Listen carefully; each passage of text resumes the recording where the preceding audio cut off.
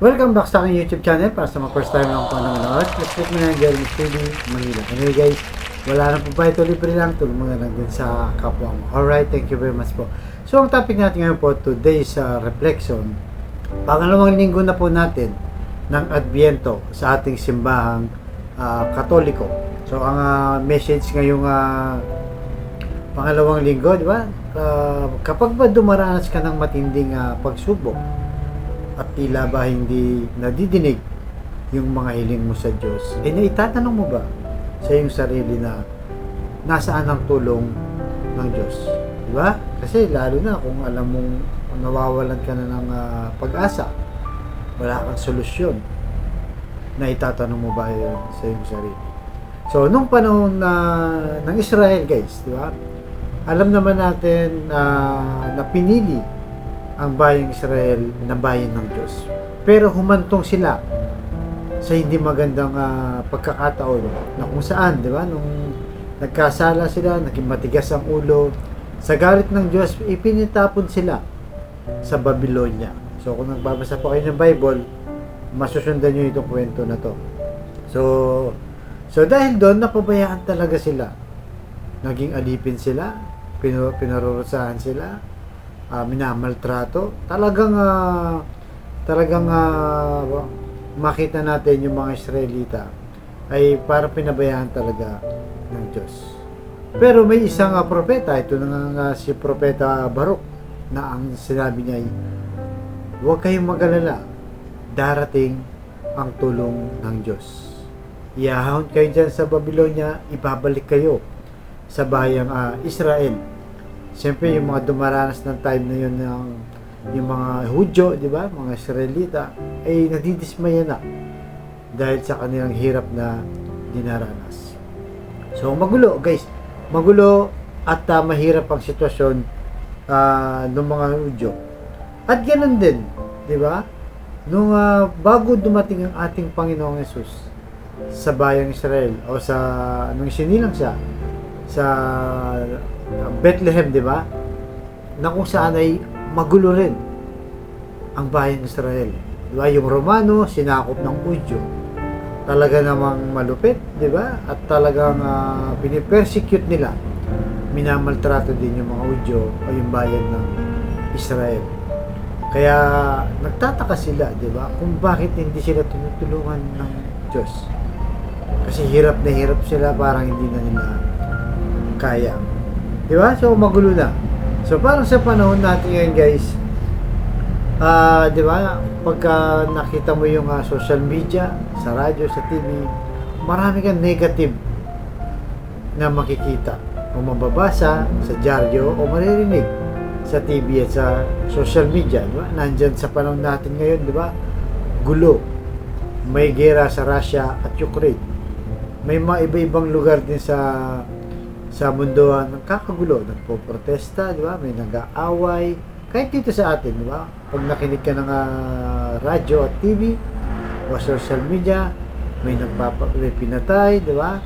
May sinaktan, mayroong minamaltrato, ganun din. Magulo rin ang ating buhay, di ba? Kung talagang pakikinggan mo yung nasa paligid natin. At naranasan din natin yan nung panahon ng COVID. Mas magulo ang mundo dahil nakakatakot, di ba? Bawal lumabas, bawal lang magtrabaho, bawal magsimba, lahat bawal. Halos online lang din. So, gulong-gulo ang tao noon, tayong lahat, guys. Akala natin wala nang pag-asa, di ba? Na talagang tuloy-tuloy na yung kaguluhan ng COVID-19. Bagamat marami ring namatay, nagkasakit, nahihirapan, pero awa ng Diyos, nairaos din. So, ang ating ebanghelyo ngayong araw na to, di ba? Gulong-gulo ang Israel nung panahon na yun.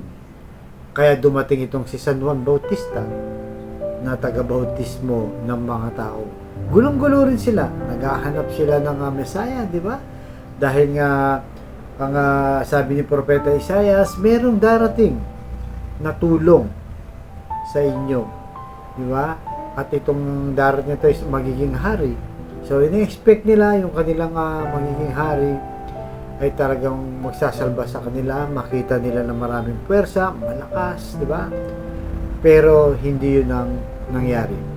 Kaya nga sabi sa Mateo chapter 3 verse 3, siwa ng tinutukoy ni Propeta Isaias na ang sabihin niya ay maririnig ang sigaw ng tao sa ilang na nagsasabing, hihanda ninyo ang daan para sa Panginoon. Tuwiran ninyo ang mga landas na kanyang dadaanan. So, yun na nga guys, 2,000 years ago, di ba, dumating ang ating Panginoong Yesus na tagapagligtas na sugo mula sa amang nasa langit. So, di ba guys, gulong-gulungan ng mga tao nung panahon na yun. Ito ngayon, ang ating Panginoong Yesus na handang tumulong at natupad sa kanya ang mga propesiya ng mga propeta. Diba? So, ibig sabihin, dumating ang pag-asa ng sangkatauhan na magliligtas sa ating lahat. Kaya kung iniisip mo sa buhay mo ngayon, wala ka ng pag-asa, diba? Gulong-gulo ka na sa problema mo, bankrupt ka na sa financial, o may sakit na malala ang mga mahal mo sa buhay, o ikaw mismo yung may sakit. Huwag kang mawalan ng pag-asa. Ang ating Panginoong Hesus dumating sa mundo, di ba? Para iligtas tayong lahat at ipaunawa kung ano nga ba ang ibig ng Diyos. Di ba? Dahil sa pagmamahal ng Diyos, pinadala siya para sa ating lahat ng mamagitan. Kaya lahat po ng dinaranas mo ngayon, kung matindi ang yung dinaranas, huwag kang mag-alala. Darating ang tulong ng ating Panginoong Hesus na 2,000 years ago, dumating na guys. Ngayon ang hinihintay natin yung kanyang second coming. Pero habang hinihintay natin yan, hindi siya nagkukulang sa kanyang pagtulong sa ating pang-araw-araw buhay. Kung titignan mo lang yung grasang pinagkakaloob sa atin ng Diyos. Kaya sa kapatid natin ngayon na nanonood sa aking vlog na may problema sa pamilya, sa financial, at sa kalusugan, sabayin mo ko sa napakasimpleng dasal pero sobrang powerful kung ikay maniwala at magtiwala sa Diyos. So tayo manalangin. Lord, i-bless niyo po ang kapatid namin na nanonood sa aking vlog na malubha na po ang karamdaman. Stage 4 cancer na doon. Tinaningan na rin po ang kanyang buhay. Ipuhin niyo po ng iyong mapagpagaling na kamay. Haplusin niyo po yung kanyang karamdaman. At lahat ng may karamdaman doon, iyong pagalingin.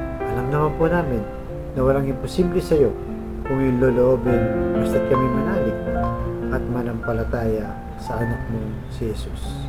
At ganoon din po sa pamilyang nasisira na o nagkakagulo dahil sa hindi pagkakaunawaan. Ipuhin niyo po yung mapagpagaling na kamay ang kanilang puso na maging mapagpatawad, mapagkumaba at mapagpasensya. Ganoon din po sa financial loan na kailangan namin lahat. Lalo na po yung mga kapatid namin walang-wala. Ultimo pambili ng 1 kilo lang ng bigas at ulam. Piniisip pa ako paano may raos ang kanilang pamilya sa mga. Nagpatawaran niyo po kami sa aming mga kainahan at kasalanan. Ang lahat ng itinulig namin sa matamis na pangalan at Panginoong Hesus. Amen. To God all be the glory. Sa ngalan ng Diyos sa Espiritu Santo. Thank you very much po.